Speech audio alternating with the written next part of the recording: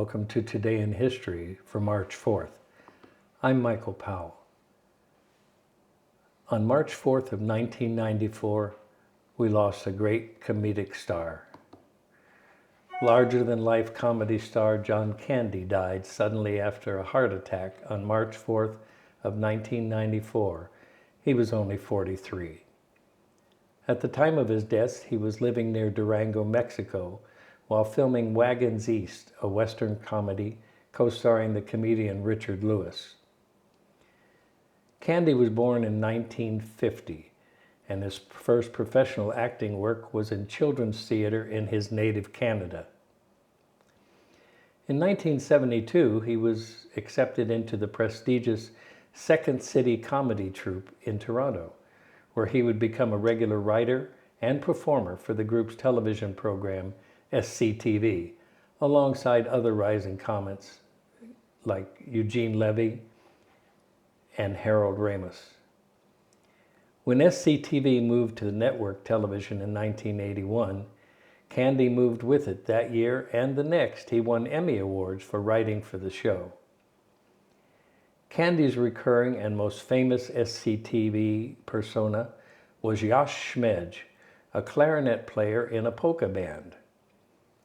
He would reprise the character in a mock documentary, The Last Polka, on HBO in 1985, and would also play a polka musician in the smash hit Home Alone in 1990. Candy made his big break into movies with Splash in 1984, in which he stole most of the scenes as the idle high-living brother of the main character played by Tom Hanks. The film, directed by Ron Howard, was a smash hit, jump-starting the careers of Candy, Hanks, Daryl Hannah, and Levy.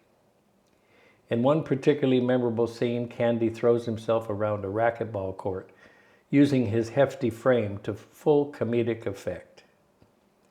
6'3" and weighing as much as 275 pounds, he struggled with dieting over the years, but his heft undoubtedly contributed to his success as a comedic performer.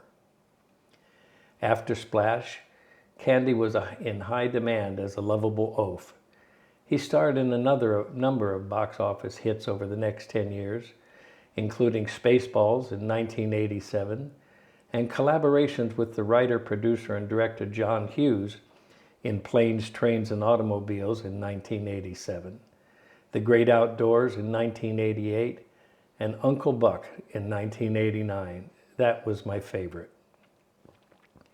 He was a devoted sports fan and co-owner of the Toronto Astronauts of the Canadian Football League. He was also part owner of the House of Blues with actors Dan Aykroyd and Jim Belushi. In 1993, Candy won praise for his role as a sensitive coach of an unlikely Jamaican bobsled team in Cool Running. At the time of his death, Candy had just completed his directorial debut, the Fox television movie comedy Hostage for a Day.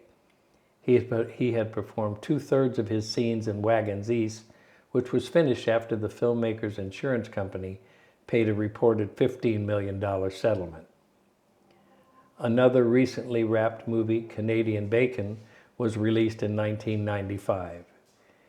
Kennedy was survived by his wife, Rosemary, and their 2 children, Jennifer and Christopher. I really considered that a loss. I liked John Candy a lot, and I saw most of his videos.